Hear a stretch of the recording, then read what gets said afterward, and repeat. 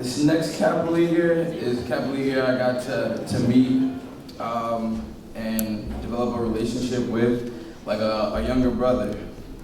Let me introduce Joey Hostin.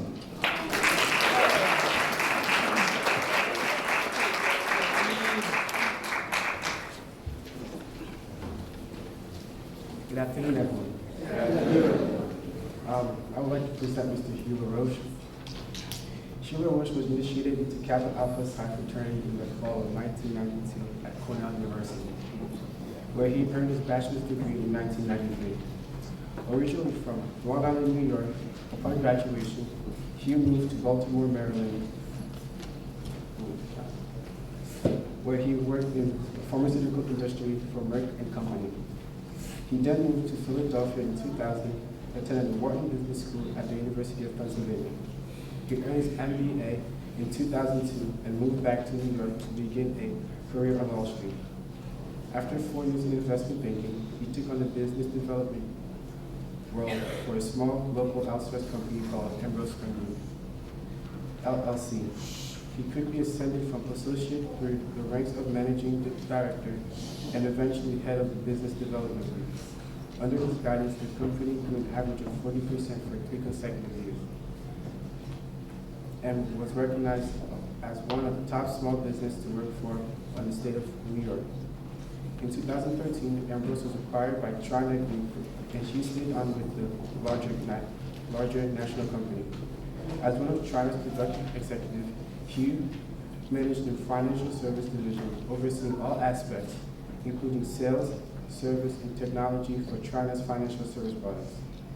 Hugh is a member of the New Rochelle Biplane Alumni Chapter. He is an avid motorcycle rider and all-around motor enthusiast.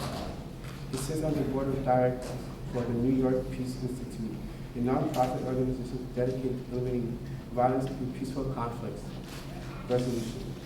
Hugh lives in New Rochelle with his beautiful wife, Crystal, and their 2 children, Tyler, Jordan, and Hugh Laroche III. Let's welcome Mr. Hugh Laroche.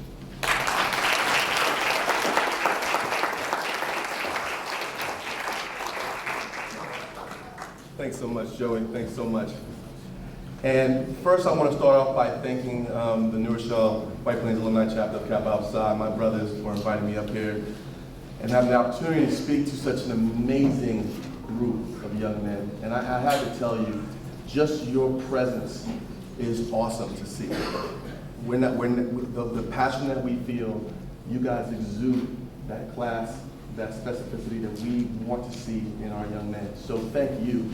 And I'll just take a couple of minutes to share some thoughts which hopefully can provide some guidance for you and maybe give you some pointer along the way.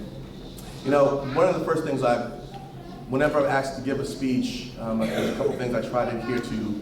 First, try and leave the audience with something to remember, but make sure to be concise when doing it so you're not going too long. So I will do my best to try and do both of those things.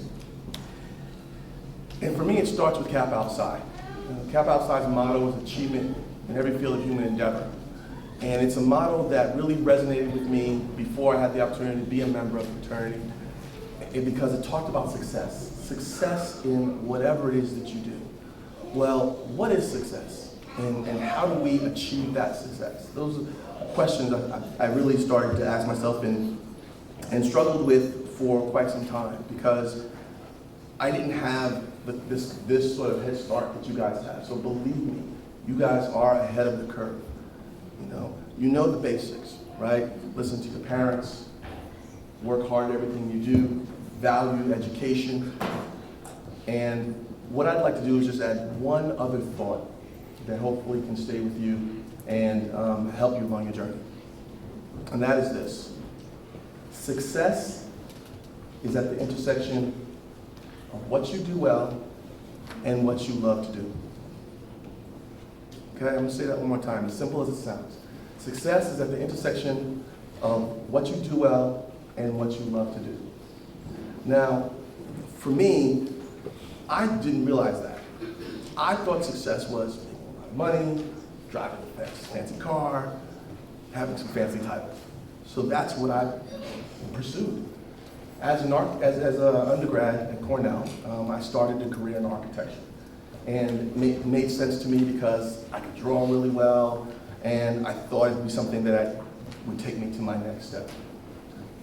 But realizing right away that while I could draw really well, I wasn't as creative as some of my other classmates, I realized that while I really enjoyed doing it, it wasn't something that I had a natural thing to do.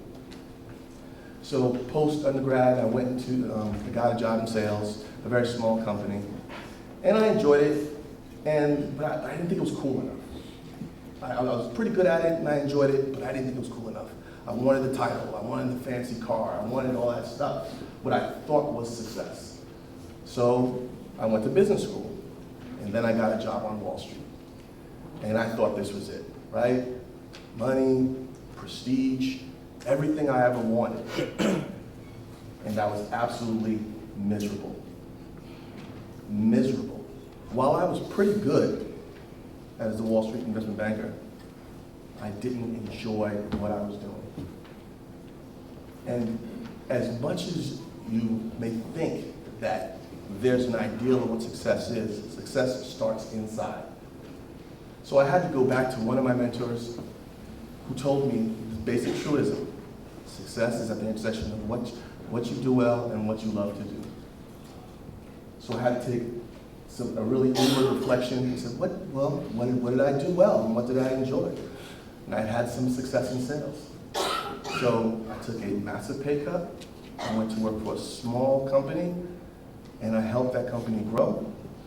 And several years, several promotions, several accolades later, I really realized that if I started off with understanding that truism, that success is at the intersection of what you do well and what you love to do, I would be a lot further.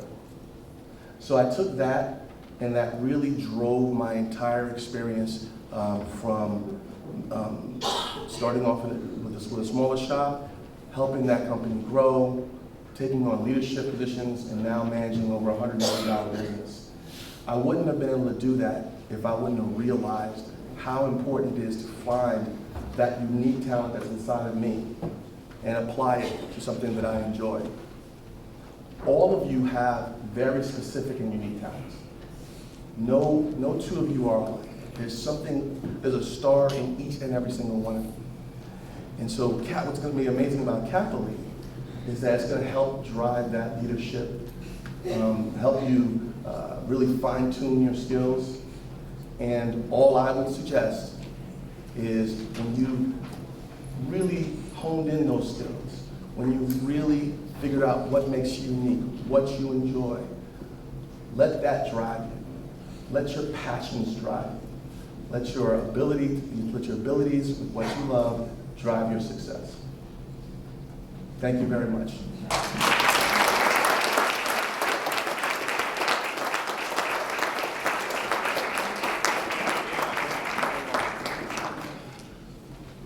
I have a quick story about you, Laroche. We had an informational this past summer, and after the informational, one of the parents, we asked them, well, how did you hear about this? And she said, well, let me tell you the story. They were in New Rochelle. They were walking down the street. They saw this fancy, talking about fancy cars, this fancy exotic vehicle, and one of her son was curious, and he pulled over, and he ran to the car, and he stopped him, and asked him, well, what do you got to do to get a car like that? And Hugh, I don't even know, remember the story. You stopped, and he talked to him. He showed him the gadgets, but he told him about education, about basically what he just talked about, and he told him he was part of New Rochelle White Plains. So when she saw the flyer for Kappa League informational, she's like, I gotta come, and her son was just ecstatic. And that mother actually just had surgery this week. She's watching via Facebook. But Darren Kappa is a young man that you took the time and just tell him about what it took to be, successful, right?